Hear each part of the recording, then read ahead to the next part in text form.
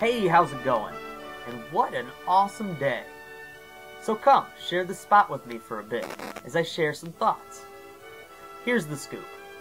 It's a nice Wednesday afternoon, and we just got out of ecclesiology.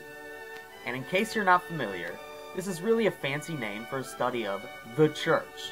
Like, what is it? Who is it? Where is it? And when is it? But at this moment, something else was on my mind.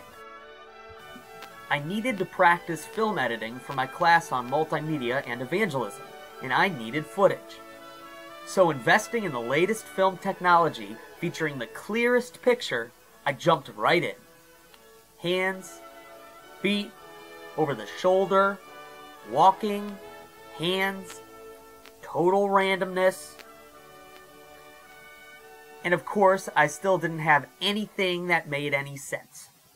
Until something dawned on me. I knew how to fix this. I hadn't had toddler time in a while, and Daddy Sheldon was also getting out of class with me. So we stroll on over to his spot, and when we get there, Maya and Reese were just fixing up the house, while Emerson and Hayden waited outside. But they began to get hungry, so we gassed up the wagon and took a trip to the drive-thru.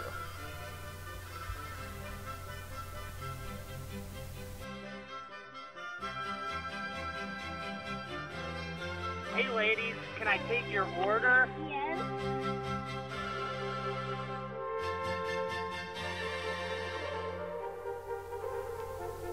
Once we get back home, Maya and Reese are still cleaning, and I lean in to check out their work.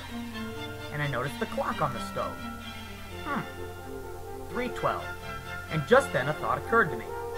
I looked at another clock to check if this one was correct, and what do you know? It was. The time according to the satellites, what we measure from the heavens, was synchronized with something permanent. This sticker. How odd. A moment like this is frequently referred to as synchronicity, an odd moment of coincidence. And since this moment, I've been thinking to myself and reflecting on it. 312. What an odd number. Well, it's an even number, but it was odd to see it on the plastic sticker.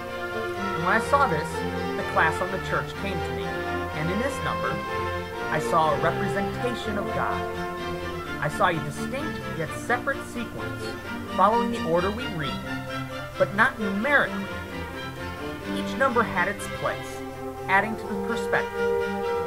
And I saw this moment as the poetry of experience and existence, a gift to the perceptive overthinker. I'm sure that when the sticker was made, this sequence of numbers was the best way for kids to learn how to tell time, and how to tell time in a digital age. But for me, it was another one of those bizarre moments where I really saw God. A moment where time seemed to stop in an interesting way, and almost a literal way. And an echo from the word came. Verily I say unto you, whosoever shall not receive the kingdom of God as a little child, he shall not enter therein. For these are those who show an innocent trust and full imagination. And I understood the world just a little bit more completely, and became just a little more curious. And I caught a glimpse of God's poetic kingdom breaking through.